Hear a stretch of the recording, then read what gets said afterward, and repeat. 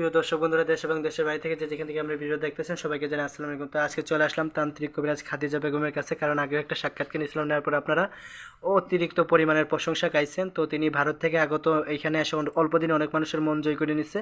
তো আসার পরে দেখলাম অনেক লম্বা ভিড় তার বাড়ির সামনে, তারপরেও তিনি আমাদের সময় দিয়েছে তার সাথে কথা বলার জন্য। তো বিস্তারিত তার মুখ থেকে জেনে নেব।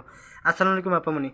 ওয়ালাইকুম সালাম। জি, ভালো আছেন আপামনি? জি আলহামদুলিল্লাহ ভালো আছি। জি, এই যে আপনি নানা ধরনের জিনিসপত্র বেশি আছেন, আপনি কোনো কিছু করতেছিলেন নাকি? জি একটু কাজে আছি, ধরেন বাচ্চা কাচ্চা হয় না, এই কাজে আমি আছি। জি, কি ধরনের কাজ করে থাকেন?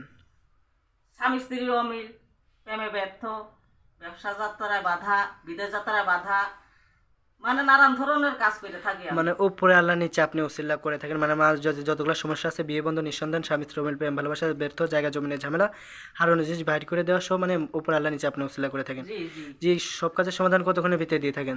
সব কাজের সমাধান ধরেন 72 থেকে 24 ঘন্টার ভিতরে। 24 ঘন্টার ভিতরে দিয়ে থাকেন। তো আপনি কি বংশগত কবিরাজ না নিজের ইচ্ছাগত হয়েছেন? এটা আমার বংশগত কবিতা। তো আপনি যেই কথাগুলো বলছেন, এই কথাগুলো শোনার পর অনেক দর্শক আপনার সাথে যোগাযোগ করতে চাবে। তো দর্শকের উদ্দেশ্যে আপনার মোবাইল নম্বরটা আমি দিয়ে দেবো। দিয়ে দেন। তো আছে এখানে। তো আমার দর্শকের উদ্দেশ্যে সর্বশেষ আপনার কিছু বলার আছে? যে একটাই বলার আছে, যাতে প্রতারণাতে পড়ে না, এটাই যাচাই বাছাই করে তার বাদে যাতে মানে চিকিৎসাটা করায়। জি, আর কিছু বলার নাই। তো দর্শক বিন্দু, আপামনি যেভাবে বলছো ওইভাবেই করবেন, ইনশাল্লাহ ফলাফল পাবেন। ভালো থাকবেন, সুস্থ থাকবেন। আসসালামু আলাইকুম।